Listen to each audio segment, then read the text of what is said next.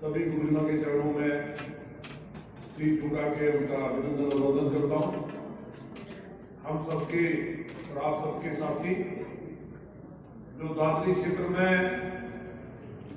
हिंदुत्व की बात करना लोगों ने बंद कर दिया था, केवल लोग बड़ी बड़ी गाड़ियों और शराब में अपने संस्कारों को भूलते जा रहे थे। ऐसे में लगातार संघर्ष करने वाले परिवार के साथ बहुत बड़ी ट्रेजेडी हुई।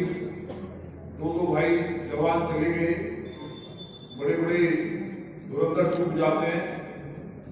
ऐसी स्थिति में भी लगातार बिना रुके बिना थके हुए हम सबके बीच में कार्य करने वाले छोटे भाई वीर नागर जी, आप सब सम्मानित इस सम्मेलन और प्रदेश में सिर झुका के आपका अभिनंदन करता हूँ।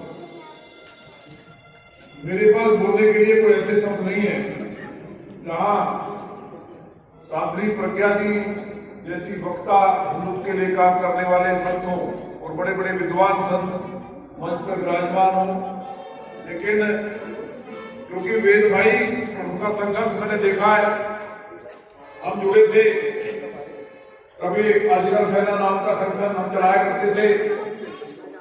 उसमें एक बार वेद भाई का फोन आया कि यहाँ गाय पकड़ी गई है और इन्हें रखना कहाँ है, इसकी कुछ व्यवस्था कराओ। रात के 2 बजे लगभग थे, तो वो सब बातें हुई, लेकिन हमें लगा कि दादरी में भी कोई ऐसा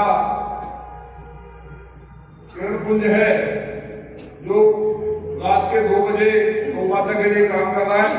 वहां से अमरवेद भाई जुड़े, फिर शासन का एक बड़ा आंदोलन हुआ, दादरी क्षेत्र के लोग उसमें नौजवान हजार शामिल हुए, 1 साल तक सड़क पर रहे। उस लड़ाई को हमने जीता और आप सबके आशीर्वाद से शासन के अध्यक्ष भी बने। तमाम संघर्ष के बाद दर्जनों बार जेल गए। सपा और बसपा की सरकारों में हालात क्या थे उत्तर प्रदेश के आप जानते ही हैं, वो कहने की बात नहीं है। जिस सरकार में केवल वीर नागर ने कहा कि यहाँ गाय कट रही है, उसी सूचना देने पे वो जेल चले जाए, तो ये आलम उत्तर प्रदेश का था। आतंकवादियों को रिहा करने का फरमान जारी किया गया समाजवादी पार्टी की तरफ से। उनके नेता के द्वारा कहा गया बलात्कार होने पे बच्ची के साथ कि नौजवानों से गलतियां हो जाती हैं। ऐसी शर्मनाक स्थिति में उत्तर प्रदेश हम सबके सामने था। चारों तरफ जनरेटर की व्यवस्था है कि नहीं? ऐसी बात करिए, आवाज बुलंद है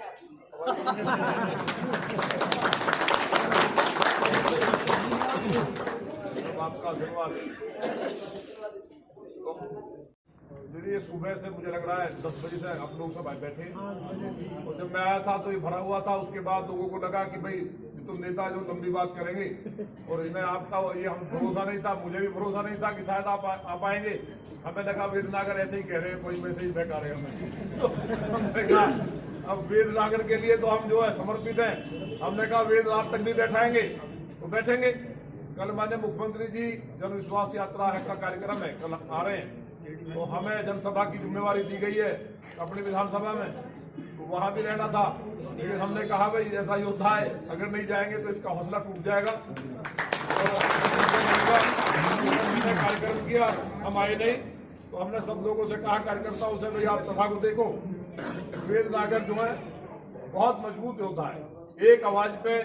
और दादरी में क्या है, नेगेटिव ऊर्जा बहुत है, मुझे कहना नहीं चाहिए, सब अपने क्षेत्र के लोग हैं आप, लेकिन सही प्योरिटी की तरफ कुछ नौजवान बढ़ रहे हैं, ये खुशी की बात है। इनको दीदी इतना हालत खराब यहाँ के रहे हैं, इनको जो है इन्होंने कहा मांस की दुकान बंद होना चाहिए नवरात्रों में। हमारी सरकार में अभी की बात है, हम विधायक थे, तो उठा के पुलिस ने इनको जेल भेज दिया, और जेल भेजने के बाद इनके ऊपर रासुका लगाने की तैयारी कर ली। क्योंकि ये जो अधिकारी हैं अभी भी अपने आप को एक दार महकाने के परिवार के समझते हैं। इनको अभी भी क्योंकि उसी किताब में पढ़ते हैं, इनको ये पता ही रहेगा कि लोकतंत्र में जनता राजा है और तुम लोग नौकर रहा। जो लोकतंत्र में विधानसभा लोकसभा के द्वारा पारित किया उस आदेश को पालन कराने के लिए वो समझते कि हम मालिक हैं। तो हमें पता चला, हमने पढ़ा कि राजकुमार लगाने की तैयारी है कम। हमने कहा पता किया विश्वनाथ को क्या हुआ, लोगों ने बताया कि ये मसला था। हमने कहा पता नहीं कोई बड़ा मसला होगा। फिर सच्चाई का पता किया, पता चला नहीं मसला तो यही था कि उन्होंने कहा था कि मांस की दुकान बंद होनी चाहिए नवरात्रि। हमने कहा ये अच्छी बात है, तुम्हारे मुख्यमंत्री भी बोलते हैं कि बूचर खाने और अवैध दुकान बंद हो, लेकिन अधिकारियों ने मांस के व्यापारियों के साथ साठ करके जो षड्यंत्र किया था। हम फिर जेल में गए, हमने डीएम से बात की और मैंने कहा यही बैठूंगा पूजा काट के पूरे जेल को खड़वा दूंगा और बेचारे को रात में रिहा नहीं किया गया। आज तो सब सोचा किया आप लोगों की अधिकारियों से जो बात होने के बाद ये रिहा हुए। दीपावली से एक दिन पहले की बात है, जिनकी दीपावली की जेल में मनाने की तैयारी थी। सब आपके आशीर्वाद से हम जैसे सैकड़ों करोड़ों कार्यकर्ता देश में काम कर रहे हैं। कहीं नहीं कहीं महादेव और महामाई की इच्छा हर व्यक्ति के साथ है। भगवान ने किसी ना किसी काम के सबको लिए बनाया है। आपको यहाँ बैठ करके इस बात को सुन रहे हैं इतनी बड़ी संख्या में, आप वही होता है। अनेकों धर्म की बात सुनना, आज के टाइम में अभी कहीं डांस चल रहा होता किसी का तो वहाँ हजारों इकट्ठे हो जाते। लेकिन मुझे खुशी की बात है कि दादरी क्षेत्र में पिछले लगभग 6 घंटे से लगातार आप संतों का आशीर्वाद और धर्म के प्रति इस तरह से प्रतिबद्ध होकर के कार्यक्रम को सुन रहे हैं, तो उससे लगता है कि आने वाली सदी हिंदुत्व की है। लगातार संघर्ष के दौरान हम लोगों को जेल जाना पड़ा। अपनी सरकार में हमारे साथ तो ये हुआ कि मांस की दुकान एक इंस्पेक्टर ने मंदिर के बराबर में खोल दी। हमने कहा भाई हमने तो समाजवादी पार्टी में नहीं खुलने दिया मांस की दुकान। तो इंस्पेक्टर के बयान थे कि तुम तो खाली विधायक और मंत्री की हैसियत मुझे रोकने के लिए। फूड इंस्पेक्टर ने कहा कि मंत्री की हैसियत नहीं है, आपकी तो हैसियत क्या है। हमने कहा भैया समाजवादी पार्टी की सरकार में हमने मांस की दुकान नहीं खुलने दी, मेरी सरकार का इंस्पेक्टर बोलता है कि मंत्री की हैसियत नहीं है। मैंने कहा भाई कह क्या रहे हो। इस बात में उसने हम पे आरोप लगाया कि हमने उसकी पिटाई कर दी, जबकि हमने आज तक किसी को चाटा नहीं मारा। अभी पड़ा होगा कहीं, अब हमारे ऊपर एफआईआर हुई, बड़ा प्रताड़ना हुई। अपनी सरकार का विधायक रहते हुए हम अपनी बात को कहना चाहते थे, वह 300-350 विधायक हमारे साथ खड़े हो गए और उसमें बवाल मीडिया में हुआ, लेकिन उस इंस्पेक्टर को जाना पड़ा। अभी भी कल भी मेरे यहाँ लगभग 6 लाख आबादी मुस्लिम समाज की है और लॉनी को मिनी पाकिस्तान कहा जाता था। और इस टाइम जाकर विधायक था, 12 साल की बच्ची को उठा करके बलात्कार कर दिया गया। घर परिवार को कोई बोला नहीं। वैसे तो कहने को बड़े बड़े माफिया थे, लेकिन किसी की हिम्मत नहीं होती थी लॉनी किराए से निकल जाए। लगातार लंबा संघर्ष हुआ। संघर्ष के बाद दर्जनों बार जेल गए। उसके बाद लोगों ने चुना और हड्डी मील चलती थी वह बहुत भयंकर, और उससे सारे नेताओं का पेट भरता था। हड्डी मील वाले ने हमें भी लालच देने का कहीं से प्रस्ताव भिजवाया, विधायक बन गई, हमने उन्हें जलील करके भगा दिया। उसके बाद वो लिखता है कि किसी की मां ने दूध नहीं पिलाया। मुझे लगा कि मेरी मां कोई नहीं, ये पूरे हिंदुत्व को ललकार रहा है। रात को 12 बजे मैं शादी में था, मैंने सारे जो योद्धा बनते थे हमने कहा भाई बहुत बड़े योद्धा आपस में लड़ते हो, सबकी मां को ललकारा गया है। रात के 12 बजे मैं गया, जेसीबी ले जाकर के जो हड्डी मिल थी उसको ढवाने का काम किया। सारे चैनल में दिखाया विधायक की गुंडागर्दी। आज हिंदू शांति है, लॉनी किराए से निकल नहीं सकते थे, उन बस्तियों से नहीं निकल सकते। आज कुल मिला के हमारा ये है, और बात तो दीदी के सामने करना ठीक नहीं है, लेकिन हमने इतनी ताकत आपकी वहां है कि अगर होकर किसी पुलिस की जीत का बचता है तो भाग के घरों में घुस जाते हैं कि शैतान आ गया। ये हालात वहां के हुए। गाय काटने की बात दूर, 1 घटना घटी, हमने कप्तान से लेकर आज तक एसपी को सबको टारगेट कर मैंने मुख्यमंत्री से कहा है कि इन पे मुकदमा दर्ज हो। गाय कटी कैसे लॉनी के अंदर ट्रक के ट्रक गाय करती थी, हालात खराब थे। मांस की हजारों दुकान थी लॉनी में, मांस की दुकान को खुल नहीं सकती अब, और पूरी तरह से रामराज है। जिन बस्तियों में भाई नहीं जा सकते थे, पूरी की पूरी आबादी और दूसरा हिंदू समाज का घर नहीं है दूर दूर तक, उन बस्तियों में हमने कहा कि रात के 12 बजे भी कोई बहन बेटी निकलेगी, किसी ने तू कह दिया तो विधायक की बहन होगी, वो जान होगी बनी जाएगी। आज कोई घटती है, इसलिए काम करने की जरूरत है। लेकिन जब काम करते हैं तो कहीं ना कहीं किरकिरी लोगों की नजरों में तो गड़बड़ हो जाती है, और उसमें बड़ा कई बार ऐसी स्थिति बनी कि पार्टी से निकलने की स्थिति बन गई। पार्टी के हाईकमान ने कहा कि तुमने ये बोल दिया, हमने सबसे रिक्वेस्ट की कि मेरा जो विजन है वो सही है। पिछले दिनों कोरोना फैला, करोड़ों हिंदुओं ने कांवड़ यात्रा को रोक दिया कि लोग बीमार ना हो देश के लिए। मैंने कहा बकरा ईद में कोरोना के दौरान की बकरा नहीं कटेगा, और जिसको बकरा ज्यादा काटना है तो हजरत इब्राहिम ने अपने बेटे की कुर्बानी दी थी, तो वो अपने बेटे की कुर्बानी दे तो उसका ईमान सच्चा होगा। वो जिंदा होने तो ईमान के लिए तो करे, वो जिंदा हो जाएगा। उस पर बवाल मच गया, बोला माफी मांगो। हमने कहा माफी नहीं मांगते, और राजनीति करने के लिए नहीं आया हूं मैं। अब लोग हिंदू के लिए काम करने के लिए आए। मेरे पिताजी और मेरे बाबा एमएलए नहीं थे कि मैं एमएलए लेके काम करूंगा, मैं पहले से करता रहा हूं, माफी नहीं मांगूंगा। लेकिन अच्छी बात ये हुई कि शाम होते होते मुझे भी लगा कोई बड़ा कर दिया क्या मैंने, लेकिन शाम होते होते हमने कहा, कुछ मुसलमान थे, उन्होंने कहा एक नहीं रहेगा, केक बनाओ बकरे का, जिसे काटो। हजारों मुसलमानों ने बकरे का केक बना के काटा। हमने कहा हम भी तो बलि देते थे, अब नारियल चढ़ाते, नारियल फोड़ते, तुम भी केक काटो। तो उन्होंने केक काटा, जब वो टीवी पे चला तो फिर एक हमें बड़े नेता का फोन आया, बोला ये तो तुमने बहुत अच्छा किया। मैंने अच्छा नहीं किया, मैं पार्टी से निकालने की नौबत आ गई। उन्होंने कहा मैं संभालूंगा, तो भगवान महादेव ने वहां भी संभाला। टिकैत जैसा व्यक्ति आया किसानों के नाम पे, और उसने तिरंगे का अपमान किया, किसानों को लटका दिया, 370 का विरोध करता रहा।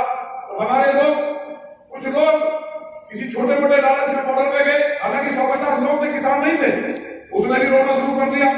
वो कह रहा था पूरे देश को मैंने बक्कर काट दूंगा, और हमारा नाम लेकर रोने लगा कि नंदकिशोर पूजा राइफल लेकर आ गया। तो ये सारी चीजें राष्ट्र के लिए हम लोगों को करनी चाहिए।